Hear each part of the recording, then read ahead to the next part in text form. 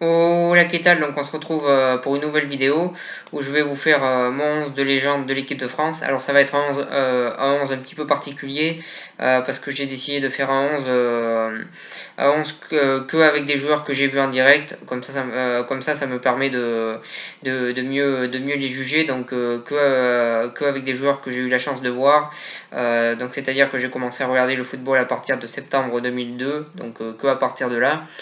Donc il n'y a pas des joueurs qui ont joué avant, comme ça me permet de faire un 11 vraiment mon 11 à moi, avec que des joueurs que j'ai vus en direct et que je sais, leur valeur exacte. Donc il n'y aura pas des grands joueurs comme Platini, comme il n'y aura pas des grands joueurs comme Platini, comme Copa, comme Juste Fontaine, qui bien sûr méritent d'y être dans un vrai 11 légendaire de l'équipe de France, mais dans le mien ils y sont pas parce que j'ai décidé de prendre que des joueurs que j'ai vus en direct et j'ai décidé de prendre pas forcément les meilleurs à tous les postes, mais de prendre une équipe que j'aimerais bien voir jouer ensemble. Voilà sur ça, donc c'est pas forcément les meilleurs, mais c'est ceux que j'aimerais bien voir jouer ensemble et que j'aimerais bien voir réunis dans une équipe. Donc je vais vous proposer ce 11 là donc dans cette vidéo. Donc on commence tout de suite par le gardien. Donc c'est un gardien qui a gagné la Ligue des Champions avec l'OM en 93, qui a gagné la Coupe du Monde avec l'équipe de France en 98. Je parle bien évidemment de Fabien Barthez.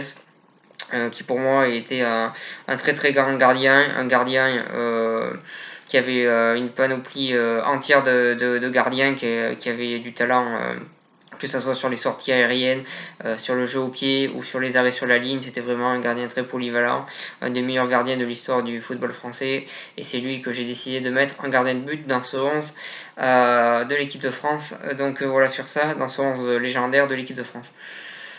Ensuite, en défense centrale, un défenseur qui lui aussi a gagné la Ligue des Champions avec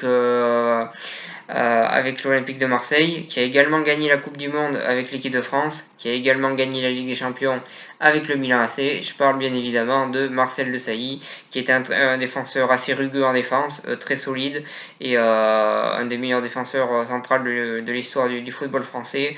Un très très gros palmarès, un très grand joueur, un vrai meneur sur le terrain en défense centrale, un très très bon joueur que j'ai décidé de mettre dans ce 11 là. Donc voilà, Marcel Desailly. Ensuite, le deuxième défenseur central, c'est là aussi un champion du monde 98, qui en 98 n'était pas défenseur central, mais latéral droit, qui a mis un doublé en demi-finale en demi-finale de la Coupe du Monde 98 face à la Croatie, et qui a marqué les deux seuls buts de sa carrière en équipe de France d'ailleurs sur ce match-là. Je parle bien évidemment de Lilian Thuram. Donc voilà, je mets Lilian Thuram et Marcel Desailly en défense centrale. Ensuite, latéral gauche, j'ai décidé de choisir un joueur basque, un joueur qui lui aussi a été champion du monde en 98, qui a été formé à Bordeaux et qui a fait une grande carrière avec le Bayern Munich notamment. Je parle de Vicente Lizarazu, qui était un latéral que personnellement j'aimais bien voir jouer, qui était vraiment très très fort sur son côté, un très très grand latéral gauche que j'ai décidé de mettre dans cette équipe.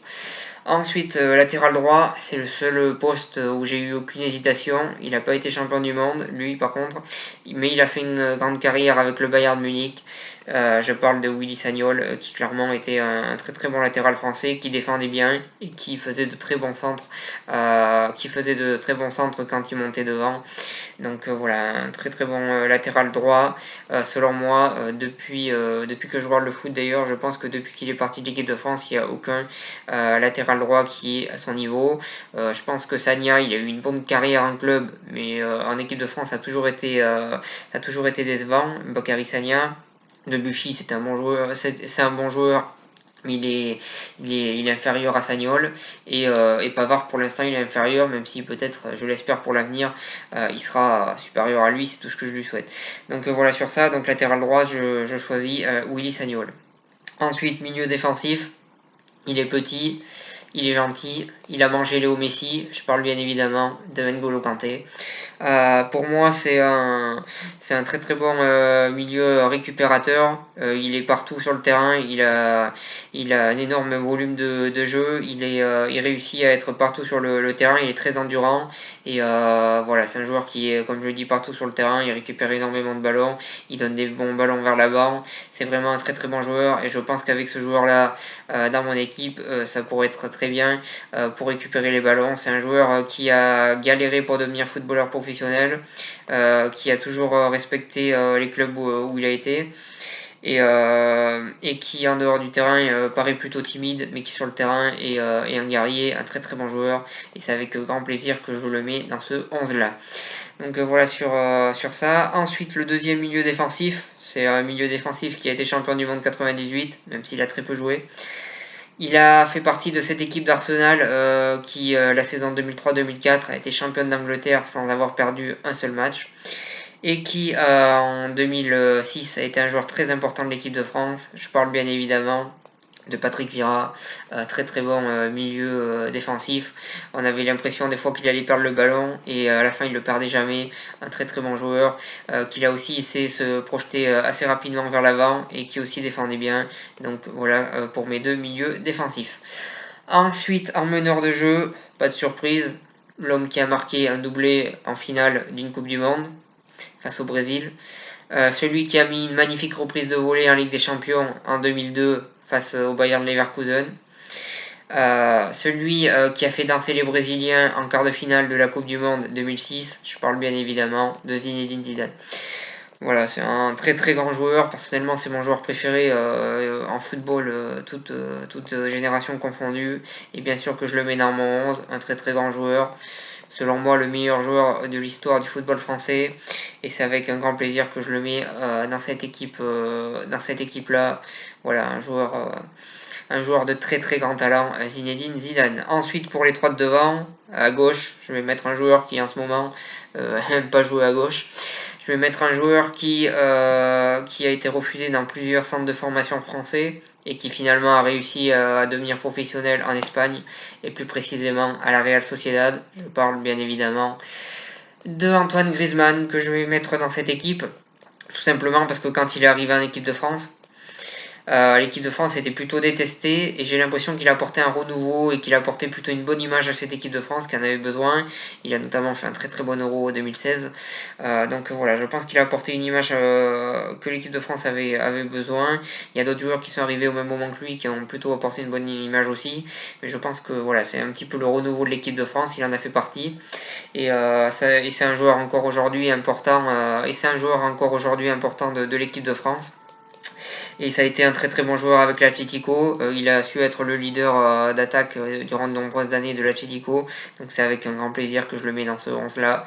Donc voilà, à gauche, Antoine Griezmann. Ensuite à droite, un joueur qui a aussi joué dans l'axe, qui a plus souvent joué dans l'axe, je pense d'ailleurs que à droite. Un joueur qui est le meilleur buteur de l'histoire de l'équipe de France. Je parle bien évidemment de Thierry Henry. Alors à défaut de en dehors du terrain, c'est pas quelqu'un que j'apprécie, je le trouve même plutôt arrogant. Mais sur le terrain, il faut avouer que c'était un très très bon joueur et un joueur qui a fait d'énormes choses, notamment à Arsenal et en équipe de France. Donc voilà, je le mets dans ce 11. Je pense qu'il le mérite. Et donc voilà sur ça. Ensuite, attaquant de pointe. Je pense que certains vont pas être surpris. Un attaquant de